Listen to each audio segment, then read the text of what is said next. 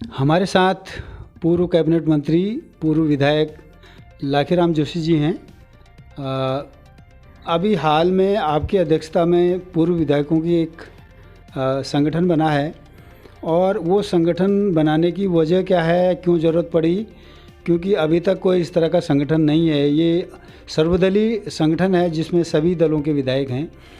तो जोशी जी से पूछते हैं, वो बताएंगे कि इसकी ज़रूरत क्यों पड़ी। नमस्कार।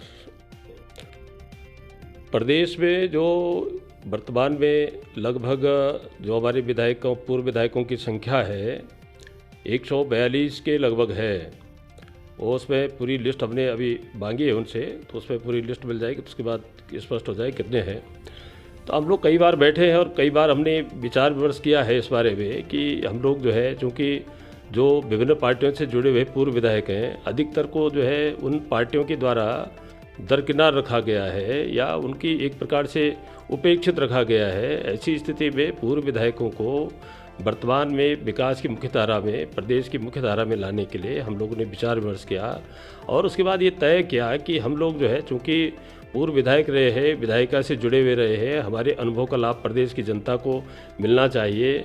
हमने जो प्रदेश के लिए काम किया है या हमारी जो सोच है, उसके आधार पर हम सरकार को सुझाव दे सकते हैं और प्रदेश के विकास में हम सहभागी बन सकते हैं।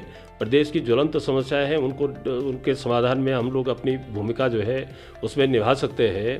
तो इसी को दृष्टिगत रखते हुए सबका ये विचार था और सर्वसम्मति से निर्णय लिया गया कि हम लोग एक अपना पूर्व विधायकों का संगठन बनाएंगे और संगठन के विधायक से माध्यम से हम लोग जो है अपनी जो सुझाव हैं वो सरकार को और माननीय विधानसभा अध्यक्ष को समय समय पर हम देते रहेंगे और इस प्रकार से प्रदेश की जो विकास की धारा है उसमें हम लोग अपनी भूमिका निभा सकेंगे। बात बहुत महत्वपूर्ण है कि विधायक या पूर्व मंत्री जो भी हैं, उनका एक राजनीतिक कैरियर होता है, राजनीतिक अनुभव होते हैं, उनकी बहुत सारी जानकारियाँ होती हैं। लेकिन चूंकि राजनीति कुछ दूसरी तरीके से काम करती है तो पुराने लोग पीछे छूट जाते हैं। ये वास्तव में एक टीस का सवाल है। तो चूंकि ये बहुत सारे दूसरे राजनीतिक दलों के लोग होंगे, अलग अलग पार्टियों के लोग एक मंच पर आएंगे, तो इसका आपने कोई एक ऐसा निहितार्थ निकाला कि इस तरह के जब अलग अलग संगठनों के लोग एक मंच पर आएंगे तो उनमें विचारधाराओं का एक अंतर नहीं होगा? क्या वो एक तरीके से अपनी बात कह पाएंगे? कुछ प्रदेश के ज्वलंत मुद्दे ऐसे हैं, जैसे मैं एक उदाहरण के रूप में देना चाहता हूँ।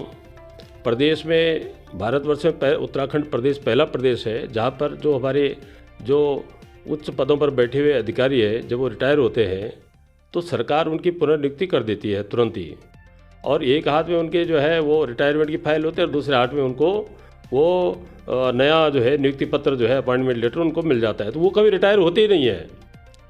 तो हम ये कहते हैं कि भाई आपके पास जो है बहुत अच्छे अनुभवी लोग हैं, आपके पास जो है एक्सपीरियंस जिनका है प्रदेश में, उन ऐसे लोग हैं, उनका आप उपयोग कर सकते हैं। भाई ब्यूरोक्रेसी जिन्होंने जो है 60-62 साल तक जो है सरकारी पद पर बैठ करके उन्होंने जो है कोई प्रदेश की विकास की दिशा में कोई महत्वपूर्ण योगदान नहीं रहा है उनका, उनसे आप क्या अपेक्षा करते हैं? ये जो विकास का पैसा, ये लोगों के जो टैक्स का पैसा आप उन पर जो है क्यों बर्बाद करना चाहते हैं? और वो जो है आखिर उन्होंने ज़िंदगी भर जो पैसा कमाया है नौकरी करने के बाद जो है वो कब खर्च करेंगे? सरकार तो उनके आजन्म जो है उनके लिए जो है पद की व्यवस्था करके बैठ गई है। तो ये जो परंपरा है, इस परंपरा को ख़त्म करने में किसी भी दल में कोई मतभेद नहीं है, किसी भी पार्टी के पूर्व विधायकों में कोई आपस में कोई मतभेद नहीं है। ये समान रूप से ऐसे बहुत सारे मुद्दे हैं, चाहे वो पलायन का मामला हो, चाहे वो जो है विकास का मामला हो, चाहे भ्रष्टाचार का मामला हो, कानून व्यवस्था का मामला हो।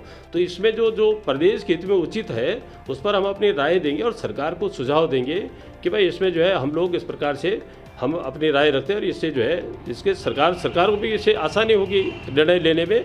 तो ये हम सब लोग इसमें सोचते हैं कि कोई ऐसा मतभेद उत्पन्न नहीं होगा।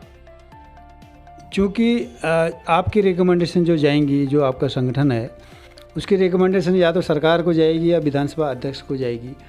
क्या अभी आपकी पहली मीटिंग हो चुकी है और आप लोगों ने क्या अपनी रिकमेंडेशन सरकार को दी है? यदि नहीं दी है तो फिर कब तक आप अपनी जो आपका बैठकों के बाद जो निचोड़ आएगा, जो आपके सुझाव आएंगे, वो कब तक आप दे पाएंगे सरकार को, ताकि सरकार उन पर विचार कर सके? इस संबंध में तो हम लोग अभी माननीय विधानसभा अध्यक्ष जी से उनसे मिले थे और उनसे हमने जब इस बारे में विचार किया तो अपनी बात रखी, तो उनको बड़ी प्रसन्नता हुई। उन्होंने कहा ये बहुत अच्छा सुझाव है और बहुत अच्छी पहल है, ये होना चाहिए।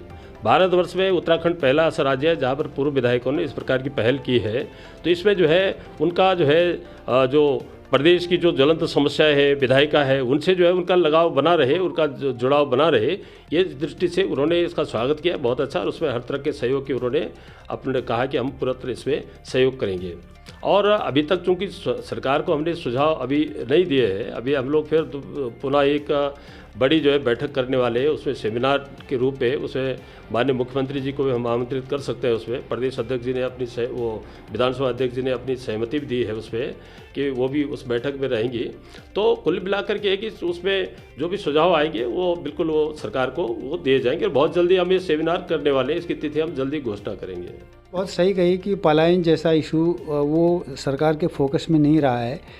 22 साल इस राज्य को बने हो चुके हैं 9 नवंबर को, और पलायन को ऐसा मजाक में लिया जाता है, उस पर कोई केवल अब तक जो एक्टिविटीज़ इन 22 साल में सरकार की देखेंगे तो एक पलायन आयोग बना दिया गया था पिछले 3-4 साल पहले, और उस पलायन आयोग को भी इस तरह के कोई अधिकार नहीं है। वो तो केवल रिपोर्ट्स दे रही हैं कि क्या क्या हुआ है, उसको इस तरह के भी अधिकार नहीं है कि वो पलायन को रोकने के लिए क्या करेगा। केवल रिपोर्ट्स देने से काम नहीं चलेगा। तो पलायन जो इतना बड़ा इशू है जिससे पहाड़ पूरी तरह से खाली हो चुके हैं, और पलायन ऐसा नहीं कि अब रुक गया है, पलायन की गति और तेज़ी से बढ़ी है। तो इस पर किसी तरह के सुझाव आपकी चर्चा हुई हो? जहाँ तक पलायन का विषय है तो वास्तव में 2002 के बाद जब 2000 के बाद जब उत्तराखंड राज्य बना तो उसके बाद ही पलायन की जो प्रवृत्ति है वो लोगों में बहुत ज़्यादा बढ़ी है, और उसका परिणाम जो है आज हम सब लोगों के सामने है। पलायन रुकना चाहिए, इसके लिए सरकार को प्रयास करना चाहिए। और जहाँ तक पलायन आयोग की बात है, उसमें जब पलायन आयोग की घोषणा की थी पिछली हमारी सरकार ने, तो उस समय कहा गया था कि इनका मुख्यालय पौड़ी में होगा, लेकिन दुर्भाग्य है कि कुछ समय बाद जो है वो पलायन आयोग ही पलायन कर गया। तो उनके क्या सुझाव होंगे और किस प्रकार से उनकी जो है प्रवृत्ति होगी, ये तो सामने आ गई। तो एक मजाक सा हो गया, ये जो है एक मजाक जो है प्रदेश की जनता के साथ में, ये बहुत बड़ा मजाक है। ये जो पलायन आयोग ही पलायन कर गया, जैसे बड़ा मजाक क्या हो सकता है। दूसरा ये है कि जो पहाड़ों में बहुत से लोग कहते हैं कि साहब पहाड़ में रोज़गार नहीं इसलिए पलायन हो गया, एक गलत बात है। जो है जो लोगों को पहाड़ में नौकरी मिलती है, पहाड़ में जिनको सरकारी सेवाओं में उनको अवसर मिलता है, वो लोग जो है धीरे धीरे जो है वो जैसे जैसे उनकी जो है फिर स्थिति बनती जाती है, वो जो है पलायन के लिए अपनी भूमिका तय कर लेते हैं। भाई हमने पलायन करना है, और पलायन कर जाते हैं। वो फिर अपने बच्चों को धीरे धीरे शिफ्ट करेंगे, फिर अपना जो है मकान बनाएंगे, प्लॉट लेंगे, और धीरे धीरे वो पलायन जो है करके वो अपना कार्य जो है पूरा कर लेंगे। तो कुल मिलाकर के है कि सरकार को कुछ ऐसी व्यवस्था करनी चाहिए कि वे पलायन ना हो, चाहे वो रोज़गार के मामले में हो। जैसे आपने जो है श्रीनगर में हमारा ये जो मेडिकल कॉलेज है, मेडिकल कॉलेज में जो बच्चे वहाँ पढ़ते हैं, सरकार उनको 15,000 रुपये साल के हिसाब से उनको जो है पढ़ा रही है। वहाँ पर 15 बहुत न्यूनतम उनसे फीस ले रही है, पढ़ा रही है उनको, लेकिन उनके साथ एक बॉन्ड है कि उनको जो है कुछ समय जो है उनको पहाड़ में बिताना पड़ेगा। ऐसे जो सरकारी कर्मचारी हम नियुक्ति कर रहे हैं, उनके लिए क्यों नहीं हम ऐसी व्यवस्था कर देते हैं। और पहाड़ में पलायन का कारण ही तो मुख्य रूप से ये है कि जो लोग पलायन कर गए हैं नीचे, वो जो है अब वो अगर उनको पहाड़ों में नियुक्ति दी जाती है तो वहाँ रह नहीं सकते। वो तो अगर उनको रहना होता तो पलायन क्यों करते। तो ऐसी व्यवस्थाएं सरकार को करनी चाहिए कि वो लोग जो है वहाँ पर जिनको नियुक्ति मिले वो पहाड़ में रहने के लिए वो बाध्य हों।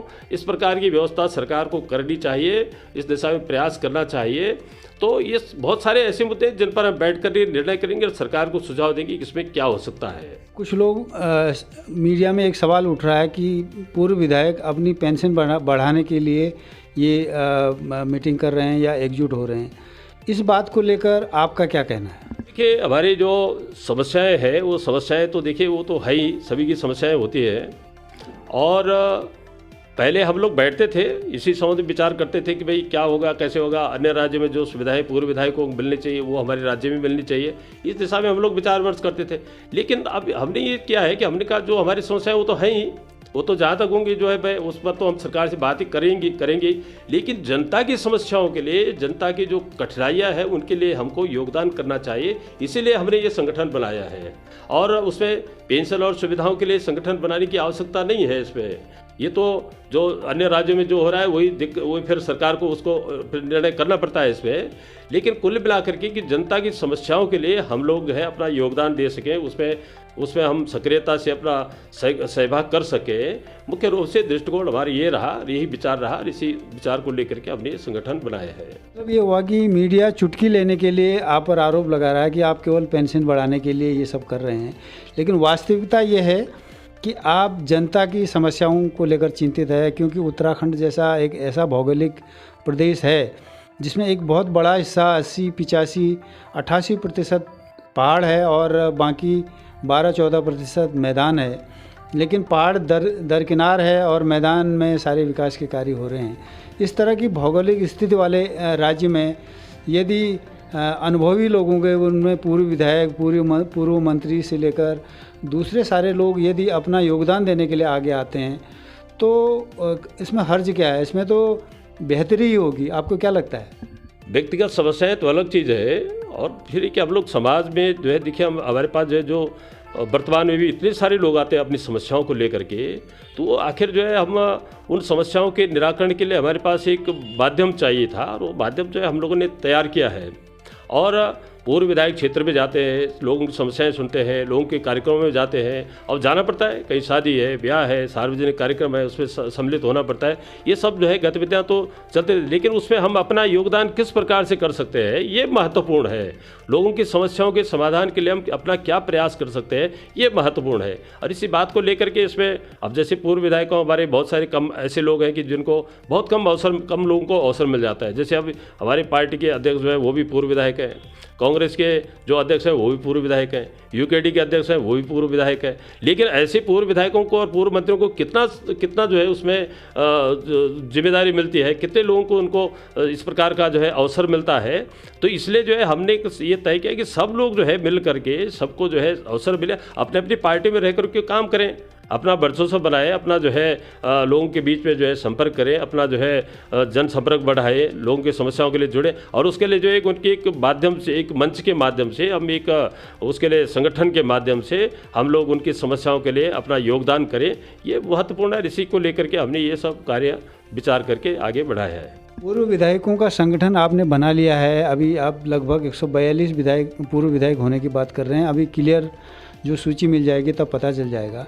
आगे की प्लानिंग क्या होगी आपकी, थोड़ा सा उसके बारे में? प्लानिंग यही है कि हम लोग अब सेमिनार करने वाले हैं। सेमिनार के लिए उसकी तिथि हम बहुत जल्दी घोषित करेंगे और उसमें प्रदेश के सभी माननीय पूर्व विधायकों को सबको हम आमंत्रित करेंगे उसमें, और सब लोग उसमें अपना सहभाग करें, अपनी जो है जो भी उनके सुझाव है वो सुझाव देंगे और प्रदेश की जो ज्वलंत समस्याएं उन पर हम अपने विचार रखेंगे। और फिर विचार के बाद जो है जो एक अंत में जो निष्कर्ष निकलेगा उस निष्कर्ष से हम सरकार को अवगत कराएंगे। इस उत्तराखंड के अलावा किसी और राज्य में भी इस तरह के पूर्व विधायकों का संगठन है, इस तरह के लिए काम हो रहा है? नहीं, अभी भारतवर्ष में कहीं भी इस प्रकार का कोई संगठन किसी भी राज्य में नहीं है। ये खाली जो है अपने उत्तराखंड में इसकी पहल की है। अब मुझे कई लोगों के दूरभाष भी आए हैं, फ़ोन भी आया है उनका और अन्य राज्यों से, तो उन्होंने इस प्रकार से जो है अपने राज्य में भी ऐसे संगठन खड़ा करने, ऐसे संगठन बनाने का विचार किया है। तो मैं समझता हूँ कि जो है इसमें ये पहल हमने की है, तो इसका जो है पूरे भारतवर्ष में और राज्य में जो पूर्व विधायक हैं, पूर्व सांसद हैं, वो भी इस प्रकार से जो है आगे आकर के समाज में और देश हित में अपना योगदान करेंगे, हम ऐसी अपेक्षा करते हैं। तो बहुत बहुत धन्यवाद। और एक जो ज्वलंत मुद्दा था उस पर हमें चर्चा करनी थी, क्योंकि आलोचना करने वाले लोगों के लिए भी इसमें कई मुद्दे हैं और क्रिएटिवली सोचने वाले लोगों के लिए भी कई मुद्दे हैं। इसलिए हम सोचते हैं कि पूर्व विधायक अपने अनुभवों का योगदान जो है वो इस राज्य को देंगे। इस अजीब से भौगोलिक स्थिति वाले एक मैदान, एक पहाड़ और पहाड़ों की जो हालत है वो हम सब जानते हैं किस तरह की हैं। और राज्य बनने, ये माना गया था कि राज्य बनेगा तो पहाड़ों की स्थिति सुधरेगी, लेकिन हालात पहाड़ों की और भी दरबदर होती चली गई हैं। तो उसमें यदि पूर्व विधायकों का योगदान होता है तो ये सराहनीय होगा। धन्यवाद आपका।